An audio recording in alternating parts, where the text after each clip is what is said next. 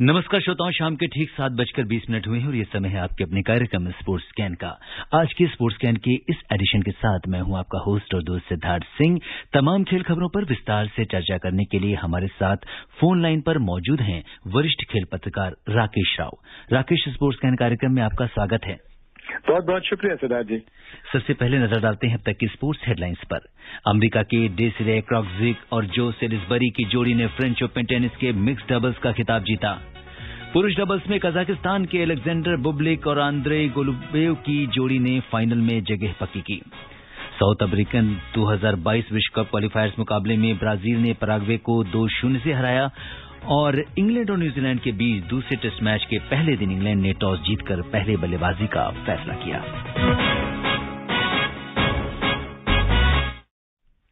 और शुरुआत करते हैं फ्रेंच ओपन से। फ्रेंच ओपन टेनिस के मिक्स्ड डबल्स का खिताब अमेरिका के डेसिरे क्रॉक्जिक और जो सेलिसबरी की जोड़ी ने जीत लिया है। आज हुए फाइनल में उन्होंने रूस की इलेना वेस्नीना और असलान करसेव की जोड़ी को 2-6, 6-4, 10-5 से हराकर खिताब जीता। पुरुष डबल्स के पहले सेमीफाइनल में कजाकिस्तान के अलेक्जेंडर बुबलिक और आंद्रेई गोलुबेव की जोड़ी ने स्पेन के पाब्लो एंडुजार और पेड्रो मार्टिनेज की जोड़ी को हराया।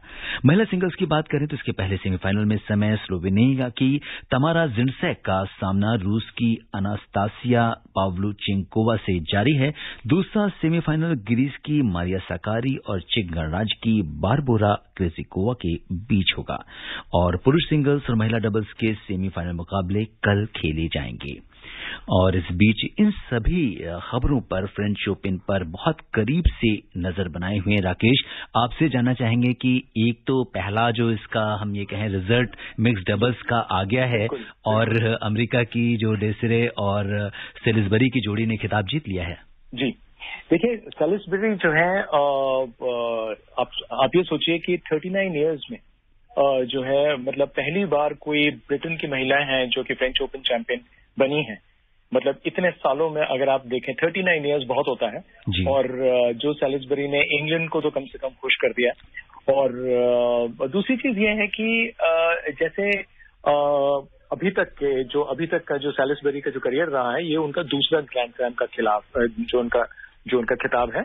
पहले जॉन लॉयड, अगर आपको याद है, क्रिस एवर्ट एक बड़ी मशहूर खिलाड़ी हुआ करते थे, उनके हस्बैंड जॉन लॉयड, तो उन्होंने भी जो है 1982 में जीता था।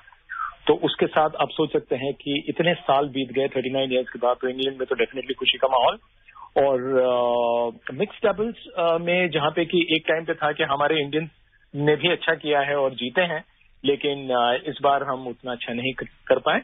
लेकिन ये डेफिनेट है कि हमारे मतलब मैं अगर उसमें इंडियन एंगल से मैं देखूं तो डेफिनेटली मिक्स डबल्स में हमारा इंटरेस्ट रहता है।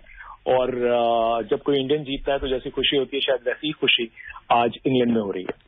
जी हाँ, बिल्कुल। एक किसी भी प्रतियोगिता के फाइनल तक जो पहुंचने का सफर होता है और आप शुरुआती मुकाबलों से मतलब इसको स्टार्ट करते हैं और अंत तक आपको वो कंसिस्टेंसी रखनी पड़ती है। और जब आप फाइनल मुकाबला जीत के खिताब जीतते हैं तो इस तरह की आपने अक्सर बहुत करीब से इन चीजों को देखा है राकेश। और अगर हम पुरुष डबल्स की बात करें तो इसका पहला सेमीफाइनल भी जो हम ये कह सकते हैं एज सच की फाइनलिस्ट डिसाइड हो चुका है, जैसा कि कजाकिस्तान के जो अलेक्जेंडर बुबलिक और आंद्रे गोलुबेव की जोड़ी जो है इसमें फाइनल में पहुंची है।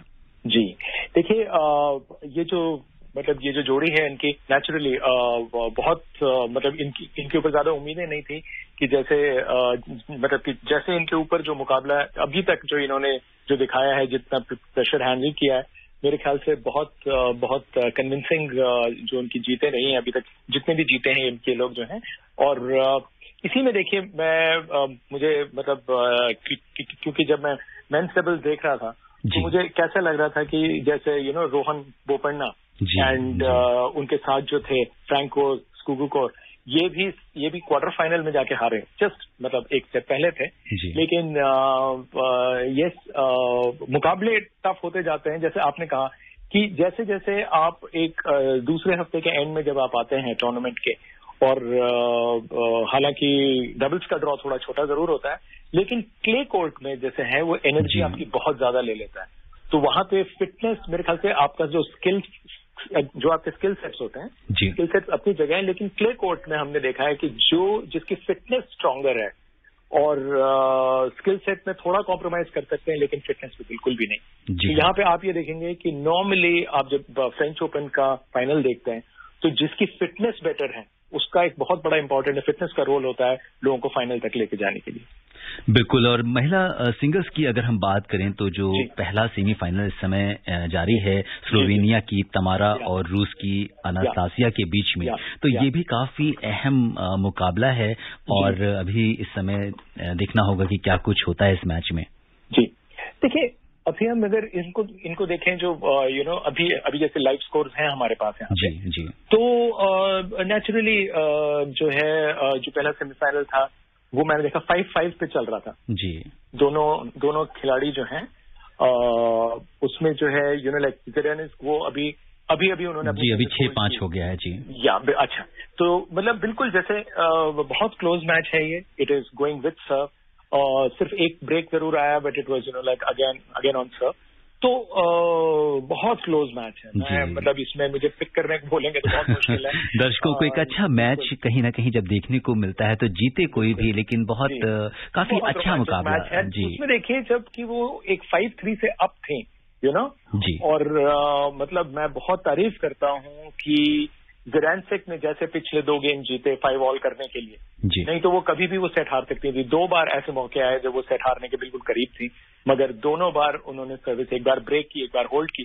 तो डेफिनेटली अभी जो है साइकोलॉजिकली वो बहुत हाई होंगे। बिल्कुल। और इसी तरह से जो दूसरा सेमीफाइनल है वो ग्रीस की मारिया सकारी और चेक गणराज्य की बारबोरा के बीच आज ही होना है ये दूसरा भी।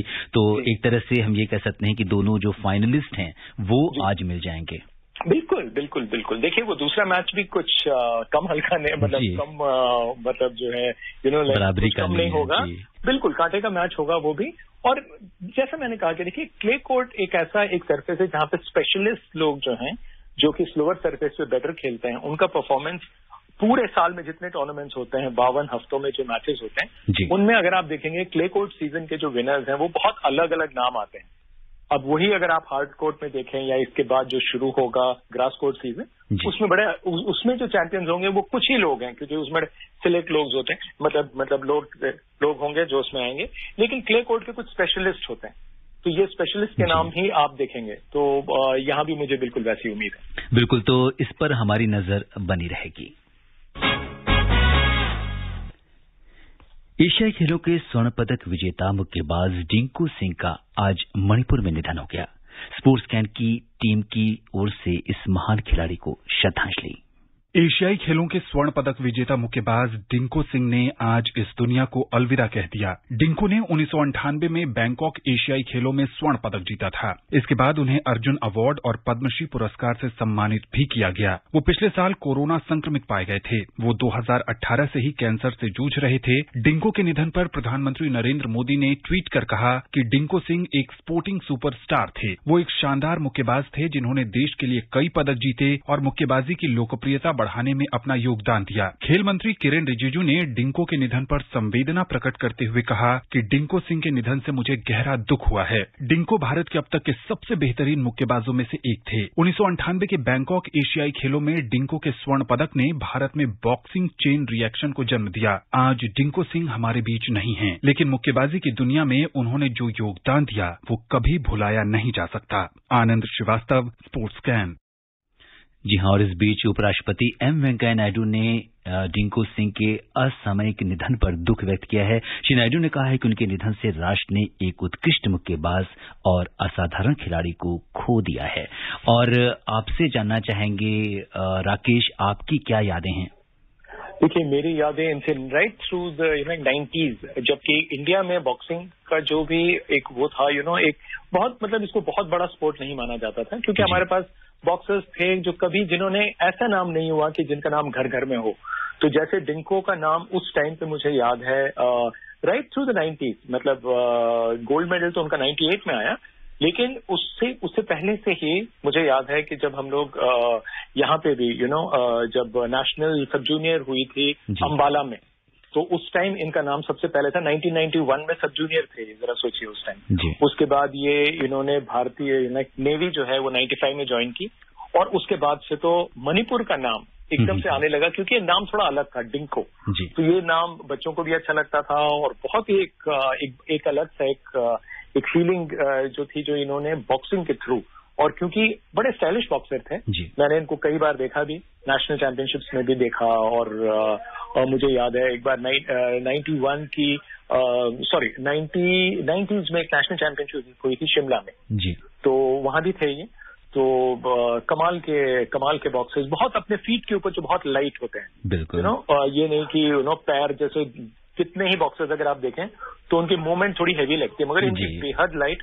और मुझे ये भी याद है जब ये जीते थे तो हमारे जो 92 के बाद कौर सिंह ने जो एक मेडल जीता था, गोल्ड मेडल दिल्ली ने, मुझे याद है अमिताभ बच्चन ने उनको गोल्ड मेडल दिया था, उसके बाद का जो अगला गोल्ड मेडल आया वो डिंको सिंह का था। जी बिल्कुल, तो बहुत सारी यादें डिंको सिंह की जुड़ी हैं, और आज स्पोर्ट्स कैन की पूरी टीम की ओर से हम इस महान शख्सियत को श्रद्धांजलि अर्पित करते हैं।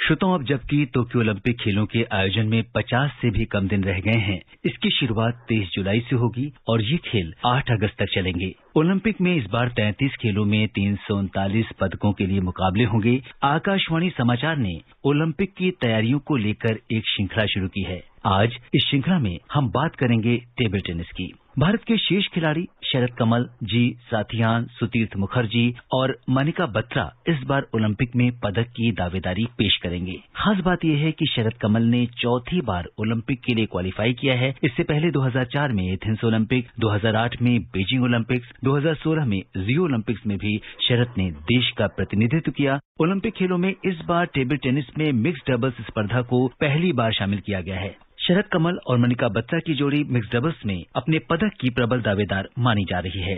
आज आकाशवाणी समाचार से खास बात करने के लिए हमारे साथ हैं राष्ट्रमंडल खेलों के स्वर्ण पदक विजेता, टोक्यो ओलंपिक में देश की उम्मीद, पद्मश्री अचंता शरत कमल। शरत, आकाशवाणी समाचार में आपका स्वागत है। सबसे पहले आपसे जानना चाहेंगे कि ओलंपिक को लेकर इस समय क्या खास तैयारियां चल रही हैं? नमस्ते जी। इस बार हम टोक्यो ओलंपिक्स में मिक्स्ड डबल्स को लेकर हमारी काफी उम्मीद है और काफी अच्छे खेल रहे हैं और वर्ल्ड नंबर 5 को भी हराए थे ओलंपिक क्वालिफायर्स में, और हमारी तैयारियां भी काफी अच्छी चल रही थी। अगले हफ्ते मैं पुणे जाने की सोच रहा हूँ और उसके बाद वापस भी कंटिन्यू लगातार हम ट्रेनिंग में ही रहें इंडिया में। जी, और शरत, आपने पहले भी 2004 में एथेंस ओलंपिक्स, 2008 में बीजिंग ओलंपिक्स, 2016 में रियो ओलंपिक्स में हिस्सा लेके देश का गौरव बढ़ाया है। आपका पिछला अनुभव किस तरह से आपकी मदद करेगा? काफी मदद करेगी, क्योंकि बिकॉज मैं जानता हूँ एक बड़ा टूर्नामेंट जैसे कि ओलंपिक गेम्स या कॉमनवेल्थ गेम्स या एशियन गेम्स के लिए तैयारियां कैसे करनी है, जो मेंटल स्टेट है, फिजिकल स्टेट है, उसको हम कैसे एक साथ लेकर के अपना पीक जो परफॉर्मेंस है उसको कैसे साथ ले आ सकते हैं। तो I think that experience will play a very important role. Olympics की तैयारियों को लेकर जो इंडियन ओलंपिक फेडरेशन, इसने किस तरह से आपकी मदद की? एक्चुअली पिछले 2 साल से है, काफी अच्छी सपोर्ट है। जब से हम एशियन गेम्स की मेडल जीते हमने, तब से सबकी उम्मीद बढ़ गई कि हम भी एक ओलंपिक मेडल जीतने का अभी मौका है। तो इसके वजह से स्पोर्ट्स अथॉरिटी ऑफ इंडिया ने हमें टॉप के इसमें, मतलब टारगेट ओलंपिक पोडियम स्कीम में हमें इंडेक्स किया था। कॉमनवेल्थ से पहले भी थे हम, मगर कॉमनवेल्थ के बाद उन्होंने एशियन गेम्स के बाद खास करके उन्होंने कंटिन्यू किया हमारे साथ, और तब से हमें लगातार अच्छा सपोर्ट करते आ रहे हैं। जो भी मतलब हमें एक टेबल चाहिए या हमें एक टूर चाहिए, टूर्नामेंट चाहिए, तो किसी में भी कमी नहीं रखा। Eight the same time federation भी जो भी हम जो चाह रहे थे उस अप्रूवल्स लेते आए हैं। स्पैरिंग पार्टनर चाहिए या एक एक्स्ट्रा कोच चाहिए, उन सब में किसी में भी कमी नहीं रखा फेडरेशन ने भी। ऐसे सपोर्ट मिलने से हम जरूर एक ओलंपिक मेडल लेके आने का बहुत बड़ा मौका है। And at the same time we'll also give our best. जी बिल्कुल शरत, प्रधानमंत्री जी ने ओलंपिक से पहले खिलाड़ियों से बात की, उनको मोटिवेट किया, आप इसे किस तरीके से देखते हैं? I think he understood the situation कि अभी जो लॉकडाउन और जो हालात थी उस टाइम पे उन्होंने आके सबसे बात किया, तो वो बहुत अच्छा लगा। I think it was very very necessary at that point in time कि हमारे साथ आके कोई ऐसे बात करे और थोड़ा बहुत समझाए कि जो भी हो इतने सारे देशवासी अपने पीछे हैं सपोर्ट करने के लिए। सो खुद के लिए मत खेलो, देश के लिए खेलो, मतलब इतने लोग हैं तुम्हारे, सब उम्मीद रख रहे हैं। तो I think that gives a bigger perspective, मतलब सबके लिए खेलना और यू नो वो जो पुश जो मिलती है, जो मोटिवेशन जो मिलता है वो काफी बड़ा होता है। तो I think that way it was the right timing जब उन्होंने बात किया। और शरद, आप टीम के साथ टोक्यो के लिए कब रवाना होंगे? हम 16 को शायद होंगे। फर्स्ट बैच शायद अभी तक फाइनल नहीं है, बट 95%।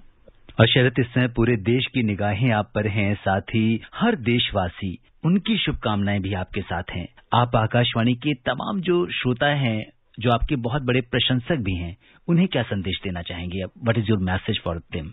यही मैं सबको यही बोल के आ रहा हूँ, क्योंकि जब मैं 2004 में जब मैं बोलता था कि मुझे ओलंपिक मेडल जीतना है, बहुत लोग बोलते थे कि अरे यार टेबल टेनिस में कैसे जीत सकते हो। बट वो सपना जब अभी ये हकीकत बन सकता है, इट इज ओनली बिकॉज कि मैं एक बड़ा एम रखा था और उसके लिए मैं कंटिन्यू लगातार मैं कोशिश करते आया हूँ। तो जो यंग टैलेंट्स हैं, जो यंगस्टर्स हैं, जो नए प्लेयर्स है, स्पोर्ट्स पर्सन हो या नहीं, मतलब आम मतलब नॉर्मल जिंदगी में भी, आई थिंक हमें अपना एम बहुत ऊंचा रखना है, बहुत हाई रखना है, तभी हम उसके लिए हम एक्स्ट्रा मेहनत करेंगे और वो मंजिल पाने के लिए हम एक्स्ट्रा माइल जो जाते हैं, मतलब हमारा जो लिमिट होती है उसके भी आगे जाते हैं उस मंजिल को हासिल करने के लिए। तो I think that is something very very important. जी शरद, शायद यही वजह है कि 4 बार ओलंपिक के लिए आपने क्वालिफाई किया।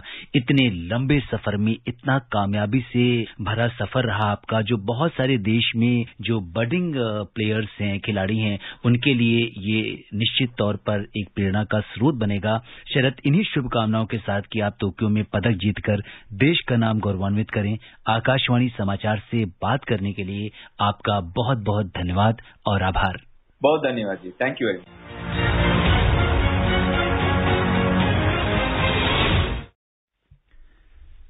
जी हाँ, तो ये तो पदक की उम्मीद थी। टेबल टेनिस के बारे में बता रहे थे राकेश, आप पूरे डिस्कशन को बहुत ध्यान से सुन रहे थे मेरे और शरद के, क्या कुछ कहेंगे? देखिए, शरद जब कहता है कि मिक्स डबल्स में इस बार चांस है, याद रखिए ये वो इस उम्मीद से भी कह रहा है। और ये देखिए, इसके पीछे काफी इमोशंस हैं इन्वॉल्व। जब से 2004 से जब से वो एक ट्राई कर रहा है, उसको पता है सिंगल्स में चांस नहीं है, लेकिन मिक्स डबल्स में ये वो पूरा अपने आप को झोंकने को तैयार है वो लड़का। मतलब मैं उसको उसके सब जूनियर कैडेट डेज से देख रहा हूँ, उसको अर्ली 90s से, जब वो छोटा बच्चा था ऑलमोस्ट, मैं उसको तब से देख रहा हूँ खेलते हुए। तो मैं उसकी सोच, उसकी समझ, उसके गेम को मैंने चेंज होते देखा है, इम्प्रूव होते देखा है। और इस वक्त जो वो कह रहा है, उसका मतलब ये भी है कि ये मेरा आखिरी मौका है, इसमें मैं हर चीज अपनी मतलब, और यकीन मानिए जो लोग हमको इस वक्त सुन रहे हैं, मैं उनको ये भी बता दूं कि उसमें एफर्ट की कमी नहीं होगी, चाहे उसकी उम्र उसकी जितनी भी है बढ़ रही है, लेकिन आप उसको एक यंगस्टर की तरह कम्पीट करते हुए देखने वाले हैं। और मैं ये भी बता दूं कि अगर हम टेबल टेनिस की हिस्ट्री देखें, इंडियन बिल्कुल राकेश, ये थोड़ा समय की कमी है हमारे पास और हम इस पर किसी और दिन चर्चा करेंगे। चलते चलते अपने श्रोताओं को बता दें कि इंग्लैंड और न्यूजीलैंड के बीच बर्मिंघम में खेले जा रहे दूसरे टेस्ट मैच के पहले दिन इंग्लैंड ने टॉस जीतकर पहले बल्लेबाजी का फैसला किया। ताजा समाचार मिलने तक इंग्लैंड ने 3 विकेट पर 120 रन बना लिए थे। लंच तक इंग्लैंड ने बिना किसी नुकसान के 67 रन बनाए थे। और अब समय अनुमति नहीं दे रहा कि हम कुछ और खेल खबरों पर चर्चा करें। राकेश, तमाम खेल खबरों पर विशेषज्ञ राय साझा करने के लिए आपका बहुत बहुत धन्यवाद और आभार। शुक्रिया सिद्धार्थ। श्रोताओं, स्पोर्ट्स कैन में आज के लिए बस इतना ही। अगर आप इस कार्यक्रम को दोबारा सुनना चाहते हैं तो लॉग ऑन कर सकते हैं हमारी वेबसाइट newzonair.com पर। कल शाम 7:20 पर दोबारा मुलाकात के वायदे के साथ इजाजत दीजिए अपने होस्ट और दोस्त सिद्धार्थ सिंह को। तब तक के लिए नमस्कार।